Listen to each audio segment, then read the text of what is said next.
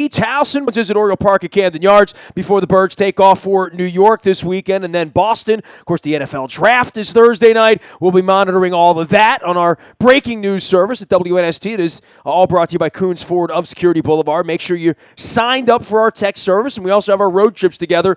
But the Capitals have been the center of my universe from Game 1 of the Stanley Cup playoffs against the Maple Leafs of Toronto. I went up to Toronto for a couple of days last week, did some live broadcasts. I will be in Pittsburgh, sadly, next week for the Penguins. This guy comes back and forth from Long Island. This guy's been in and around hockey as long as I can remember, and I go back almost 30 years. He is the internet news manager for Newsday, but he's written books on the AHL, the Capitals. He is a hockey historian, and you can follow his journey out on Twitter at Ted Starkey. That's STARKEY. Dude, AOL, the Washington Times, the Capitals, inside, outside the league.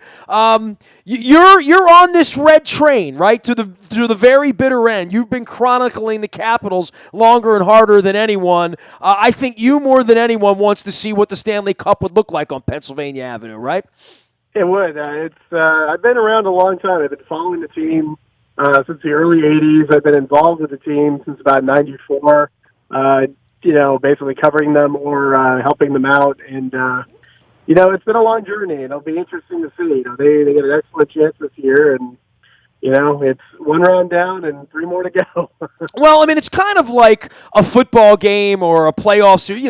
You escape. It was 6 games. It wasn't 7. Every game was down to the nub, all the overtime. I think everyone understood the pedigree of where the Capitals are and really understand even more clearly now, after Game 6, where Toronto took it to the bitter end, that is a franchise that's coming. They're going to be playing a lot of postseason hockey in Toronto the next 3 to 5 years, and they got a lot of things to look forward to. But it kind of is reminiscent of where the Caps were 8-10 years ago and saying at some point they'll climb the mountain. They haven't really climbed the mountain. Regular season, sure, but this was a tougher first-round series. And Ted, I don't know whether that benefits the Caps or not. I'm sure Trotz is trying to sell it that way, and they're all selling it that way between now and Thursday night when it's 0-0 and there's 20 minutes on the clock again and everything's equal. But everything's never equal with Caps and Penguins, right? I mean, there's just too much history there, and it's as lopsided as a teeter-totter, right? Exactly. I mean, and the thing that's tricky about it too is, it's interesting with this series. I thought the Capitals were a much better team when they were pressing and kind of putting pucks in the Penguins' end and trying to pressure the Penguins' defense because it's kind of like that's how you can beat Pittsburgh. And this Toronto series is similar. I thought when the Caps sat back, they weren't particularly effective, but when they really pressed the Toronto defense and goaltending, they're a much better team. And last year, if you look at the series, the Penguins succeeded when they could push the Caps. They're basically deficiencies defensively. But when they pushed the Caps, they played defense by playing offense. They basically controlled the puck so much, controlled the pressure, that the Caps couldn't get anything going. And that's what you'll probably end up seeing in the series. So I think the negative of the series is obviously it went longer than you wanted to. And obviously, Ovechkin had the injury scare Oshie and Schmidt in the last game of the series. You don't want that. But the good news is they play a style similar to what they're going to see with the Penguins. They're going to see a lot of pressure coming from the Penguins. And if they're effective at pressuring the Penguins' defense and goaltending, they can have some success.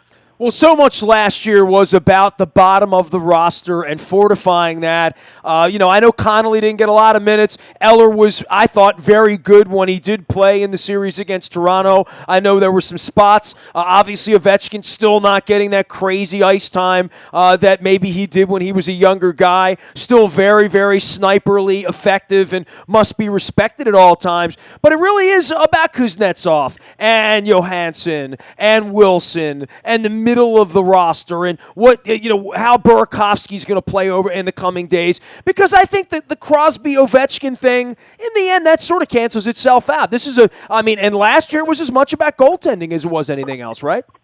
Exactly. And that's the other interesting thing with the Penguins this year. Matt Murray obviously was very good last year. He hasn't even skated. They were, basically, it looks like Marc-Andre Fleury is going to be ending up playing at least the first part of the series, and he can be very good in the playoffs, but he's also had his playoff moments where he has not looked very good. He played a handful of games last year, and he could be really good and really bad. And the Capitals really need to put pressure on the Penguins D, especially a D without Letang playing and Fleury and net for at least the first couple of games. It seems like the key for Washington is going to be put a lot of pressure on Pittsburgh and kind of try to exploit their weaknesses rather than letting the Penguins control play and being very opportunistic.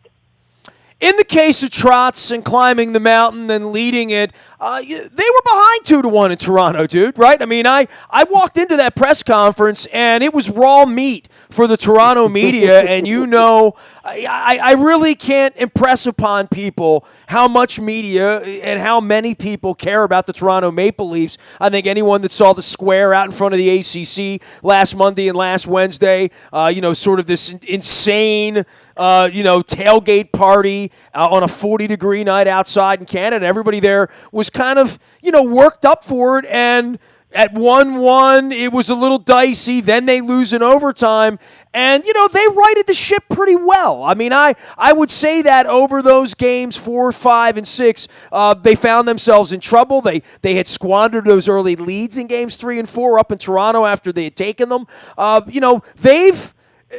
They don't need an awakening, right? Whether that West Coast trip where they fell apart back in late February, early March, they sort of righted themselves. This Toronto Maple Leafs series really was some smelling salts for them, I think. It's so interesting to watch them too, because in Game 6 you also saw they're really tentative until Austin Matthews got the kind of fluky goal with about 10 minutes left, and it's kind of once they got that goal, the light switch went on. And, after that point, you really got the sense they're going to pull it out.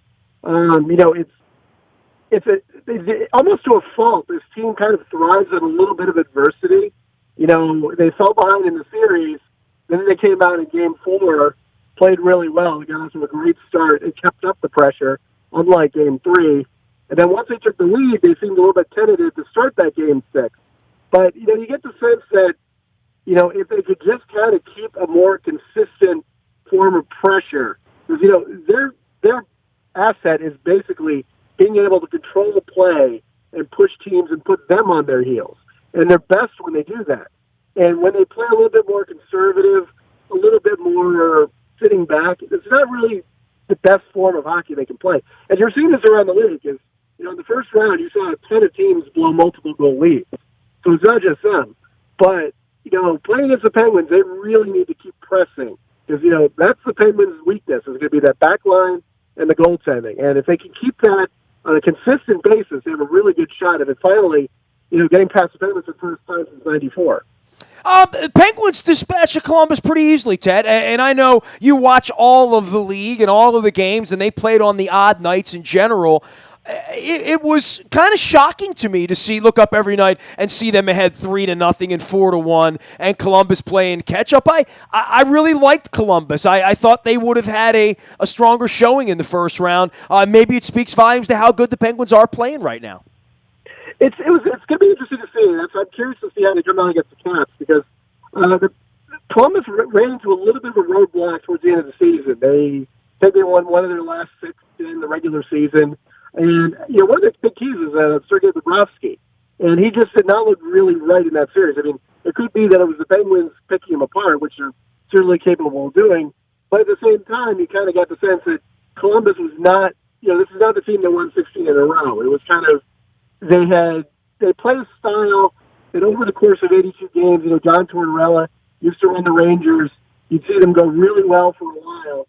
But it's just such a taxing type of hockey. You're blocking shots. You're playing every shift. And, over an 82-game season, it adds up. And it just seemed like there was just nothing really left in the tank.